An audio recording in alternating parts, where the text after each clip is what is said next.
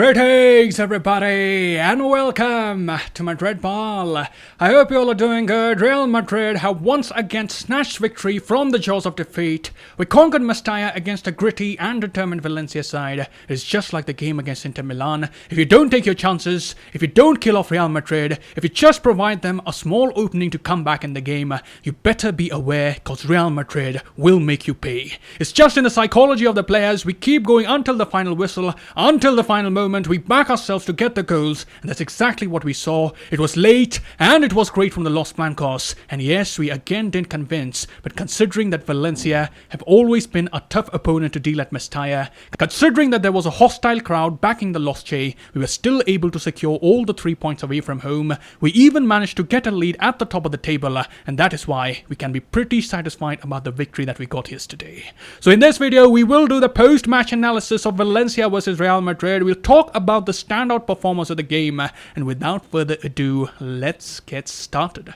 And starting by having a look at the lineup, there was Courtois in goal. Ancelotti again went with the back four of Militao, Alaba, Carvajal and Nacho. In the midfield we saw Modric, Casemiro and Valverde kept their place, and in attack we had Benzema, Vinicius and Eden Hazard.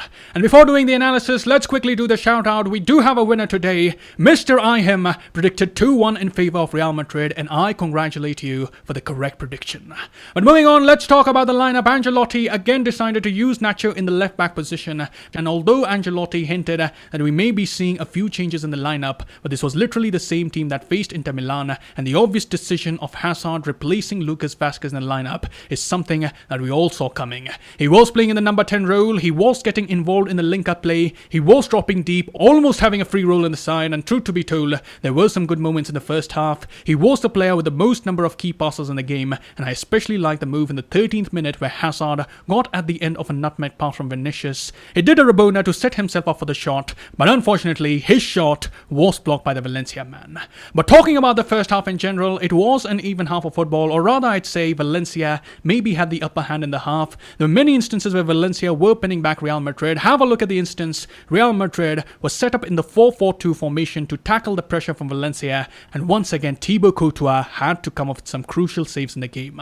Early on we saw the game was marred by injury, so the managers had to deal with some unwanted tactical adjustments, but I did feel like Madrid were struggling to deal with the press on Valencia, and building on this I would like to highlight two pieces of play. In the 34th minute you could clearly see Valencia were pressing Madrid high up the pitch. Madrid were struggling to get the ball out of their own half, and in the subsequent moments Courtois was almost chased down by the Valencia man.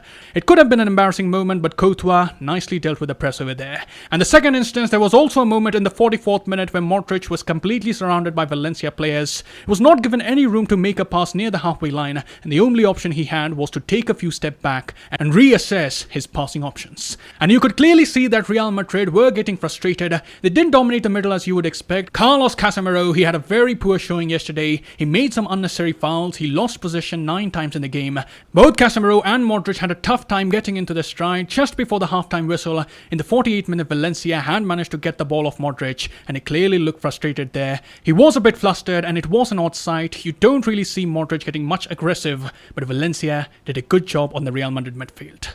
And once again, we are seeing a pattern developing in Madrid's style of play. We don't seem to particularly start games well. In the first half, we again were a bit subdued, and just like the previous matches, it's the second half when Madrid truly came to life. After halftime, Real Madrid got more aggressive with their style of play. They obviously conceded the goal, but we can say it was more of an individual error from Lucas Vasques which led to the goal. Taking nothing away from the finish of Hugo Duro, it was more of a hopeful cross from Fulke into the penalty area. Vasquez clearly misjudged the delivery, he misjudged the flight, he had no idea about it. The ball awkwardly hits his head and goes into the path of Hugo Duro, and we can't really blame Courtois here. He makes himself big, tries to cover the angles, Duro goes hard, drills into the far corner, and from there it was looking like Madrid were again going to fumble at Mestalla. We were staring at a loss at that point, but after the goal, one manager got more aggressive with his substitutions, the other got more defensive with his moves. Ancelotti was throwing in attacking players left, right and centre. Bordelas on the other hand was taking off his attacking players and putting more defensive cover to try and see out the game,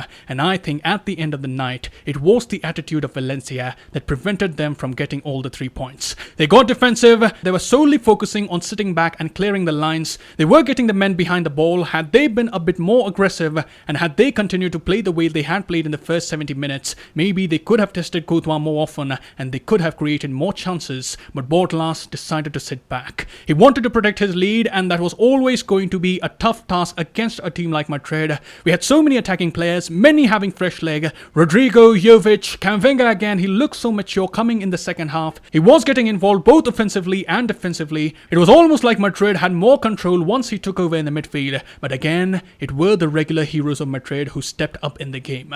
Vinicius Jr. and Karim Benzema, the connection between the two is just growing from strength to strength. Benzema, you know, he's a game changer, but the positive development of Vinicius is really pleasing to see. You could see that the players are looking up for Vinicius more often. I did note that in the first half, the midfielders were trying to use Vinicius as an outlet for attack. Clearly, they all were looking up to the left. Valverde, Casemiro, Modric, all of them were attempting to get the ball in behind only for Vinicius to run and test the defenders with his pace. And these small things often tend to enhance the confidence of a youngster. A player understands that his teammates trust him, and that is a sign of respect for the youngster. But breaking down the first goal, Rodrigo and Jovic combined a bit on the right, and eventually Rodrigo finds Benzema inside the box. And have a look at the presence of mind of Karim Benzema. He realizes that his shot would probably be blocked by the number of players guarding him inside the box. He looks for a better option. He sees Vinicius is completely free. It's criminal at this point to keep Vinicius unmarked like that. You cannot give him so much space, and once you do, you are just asking for trouble. He takes a shot.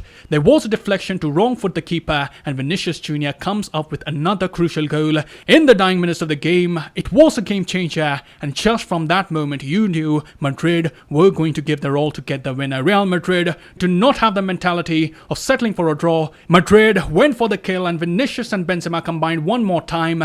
Vinicius puts in a beautiful cross into the box, and you know Benzema, he has poacher's instincts. He assumes the responsibility of getting the winner. He gets to the ball ahead of the Valencia players and the keeper, and it was all over Madridistas. It was just a brilliant way to finish off the game with just 5 minutes of regular time left. We were losing the game, and then one goal after another. We got a sweet revenge against Valencia. It was great to see the team respond that way. Even Ancelotti was very pleased with the mentality of the team, as he said.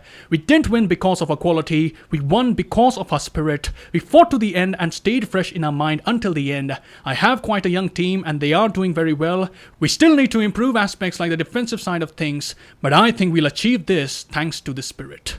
So overall, it was a nice victory in a tough stadium, but we would like to see Madrid play much more convincing football. The midfield looked to get run over in the first half. This is something that we need to address in the subsequent matches, and one thing that I do think is worth pointing out is that Real Madrid have improved their physical condition. They seem to have more energy to be able to close the game in a strong manner, and we have to give credit to Antonio Pintus here. Even though Valencia didn't have any midweek game, it was them who ran out of fuel in the second half. The Real Madrid players still had energy, and of course they were helped by the energetic substitutions, but we can see Pintus is making a difference in the side. And to seal things, Dani Carvajal, his nightmare seems to continue. He wasn't even up to speed returning from his previous injury, and once again he has to be on the sidelines. In the previous campaign he had suffered 5 injuries and missed 190 days of action, and this season he has already started picking up injuries. You feel sad for the player, but clearly it is becoming more and more evident that Real Madrid need a quality backup in that area as well. Vasques, as we know, was very poor yesterday, and occasionally Vasques can do a job, and that is why he got a contract extended as well. But we'd all like Madrid to also track a right back in the market along with a few centre backs. So those are my thoughts from the game. Do let me know, what did you feel about the performance of Real Madrid yesterday, and which player impressed you the most? Let me know in the comments below. I'll see you soon. Till then, take care. Glory to Madrid, and as always, Madrid.